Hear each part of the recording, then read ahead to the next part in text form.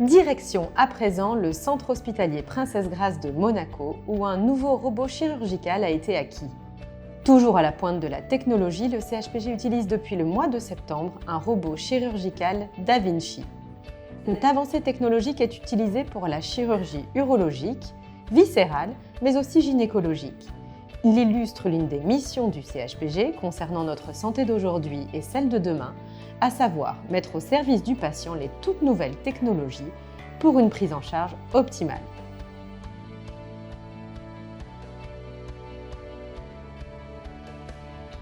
Le 4 février 2021, le CHPG a reçu un tout nouveau robot chirurgical avec un modèle complètement renouvelé.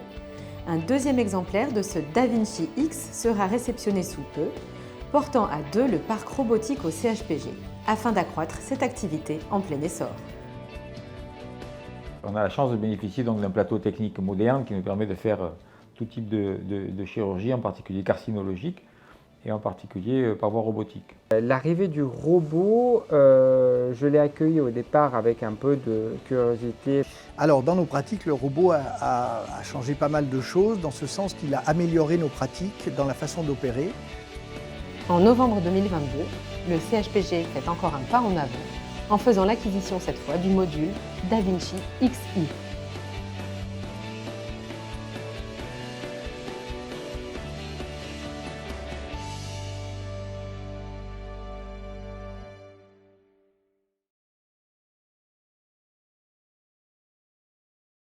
Alors, toute l'expérience de la robotique, moi personnellement j'ai commencé la robotique en 2006 et c'était un vrai progrès technologique à l'époque puisque c'est une avancée technologique qui permet de faire de la célioscopie plus facilement. La célioscopie, ça consiste à mettre des trous dans le péritoine, à gonfler le péritoine et à pouvoir opérer à travers des instruments. Sauf qu'en célioscopie, c'est le chirurgien qui tient les instruments, avec des limites, des contraintes physiques et une difficulté de mobilisation pour arriver à travailler dans des organes vraiment profonds et de manière minutieuse. Et la robotique a tout révolutionné puisque la robotique permet d'avoir une caméra qui est fixe, que le chirurgien peut commander volontairement avec ses manettes, et avec une vision 3D. Donc la vision 3D, ça donne une image en volume qui donne une qualité de vision complètement différente de la célioscopie, même de bonne qualité. Et puis la robotique a aussi, en dehors de l'image, des outils et des bras. Donc le robot, on peut travailler avec 3 bras, ce qui est quand même extrêmement intéressant. Et ces bras sont articulés avec des instruments très très précis qui ont tous les degrés de liberté. Donc l'association à la fois d'une meilleure vision et d'un outil très très précis de dissection a permis des avancées technologiques très importantes et de faire des interventions qu'on faisait difficilement par voie célioscopique, qu'on faisait de manière beaucoup plus facile, reproductible et de manière plus fiable avec un élément de gage de sécurité et de reproductibilité, donc beaucoup moins de complications, beaucoup moins d'aléas techniques grâce à cette technique robotique. Le nouveau décret pour les infirmières de bloc avec les actes exclusifs nous permettent maintenant de travailler seuls sur le champ opératoire avec un chirurgien à la console et un chirurgien à proximité en cas de besoin. Et ça permet d'utiliser toute notre expérience et notre compétence. Et c'est un challenge beaucoup plus stimulant pour nous, parce qu'on participe de façon importante à l'acte opératoire, dans l'exposition, dans la résolution de problèmes. Donc ça rend le travail plus intéressant. En fait, par rapport à la célioscopie qu'on faisait avant, on est beaucoup plus autonome et on est libre. C'est-à-dire quand on faisait la célioscopie, on avait toujours une main utilisée parce qu'on tenait la caméra, alors que là, c'est le robot qui la tient. Donc nous, on a 2 mains libres et du coup, on peut vraiment assister le chirurgien. On est beaucoup plus autonome. C'est vraiment le chirurgien, il n'est pas seul avec quelqu'un qui juste maintient un instrument. Il est avec quelqu'un en qui il a confiance et la communication est hyper importante. C'est vraiment de la collaboration. Alors qu'avant, c'était de l'assistance. On assistait. Alors qu'aujourd'hui, on collabore. Enfin, ça, c'est mon point de vue. Les avantages pour la patiente, c'est qu'on opère de façon beaucoup plus précise. On a une vision beaucoup plus précise. On fait des points de façon beaucoup plus précise et beaucoup plus facilement que ce qu'on faisait en célioscopie. Ce qui nous permet, notamment dans la chirurgie cancérologique, d'aller chercher des ganglions qui sont malheureusement métastatiques pour les enlever de façon beaucoup plus efficace et beaucoup plus oncologique, je dirais. Pour les patients, donc, ça nous permet donc de continuer cette chirurgie mini-invasive, mais comme on vient de le dire, avec beaucoup plus de précision et donc de qualité dans le geste. Mais elle nous permet aussi, dans ma spécialité, de faire des interventions qui jusqu'à présent n'étaient pas possibles par cela. Par exemple, la chirurgie du foie, la chirurgie du pancréas, la chirurgie de l'estomac. C'est une chirurgie qui est en fait extrêmement difficile par célioscopie, c'est une chirurgie à risque, et donc on n'arrive pas bien par célioscopie.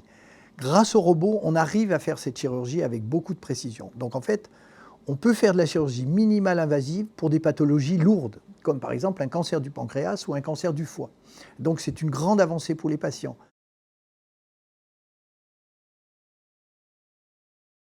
La prise en charge anesthésique de la chirurgie robotique a beaucoup évolué depuis quelques années du fait du nombre important de chirurgie robotique et de l'essor de la chirurgie viscérale. Donc notre challenge se résume à plusieurs impératifs. Le premier impératif, c'est la sélection du patient, mais on se rend compte que cette chirurgie robotique permet une réhabilitation post-opératoire qui est nettement améliorée. Le deuxième challenge, c'est un challenge péropératoire avec une installation qui est conjointe avec le chirurgien et le médecin anesthésiste, qui doit être rigoureuse et on doit être obsessionnel sur les points d'appui en particulier. Le troisième challenge, c'est un challenge péropératoire avec un niveau d'anesthésie qui doit être le plus personnalisé possible. Et enfin, le dernier challenge, c'est un challenge de réhabilitation. Souvent, en cas de chirurgie majeure, urologique ou viscérale, les patients passent par l'unité de réanimation ou de soins continus et on s'aperçoit du fait de cette chirurgie avec des incisions très limitées, nous avons une réhabilitation qui est nettement améliorée. Donc ça veut dire une extubation précoce, une autonomisation respiratoire, le patient peut déambuler plus rapidement, il peut être alimenté le plus rapidement possible. Donc tout ça, ça veut dire une amélioration spectaculaire du post-opératoire en cas de chirurgie majeure.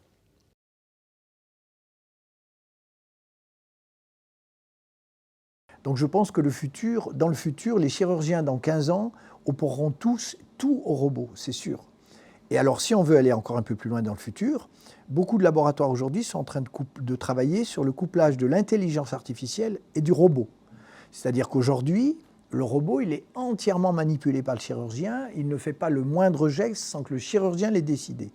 Mais on peut parfaitement l'imaginer, et c'est en cours de préparation, que dans un futur pas forcément très loin, ce robot sera couplé à l'imagerie de la tumeur du patient et que le robot pourra faire une partie de cette chirurgie tout seul, ou en tout cas guider le chemin que devra faire le chirurgien, pour encore plus de précision. Voilà. Ça, c'est incontestablement l'avenir, et dans les 20 années qui viennent, il va y avoir une révolution qui va continuer de façon très importante, j'en suis sûr.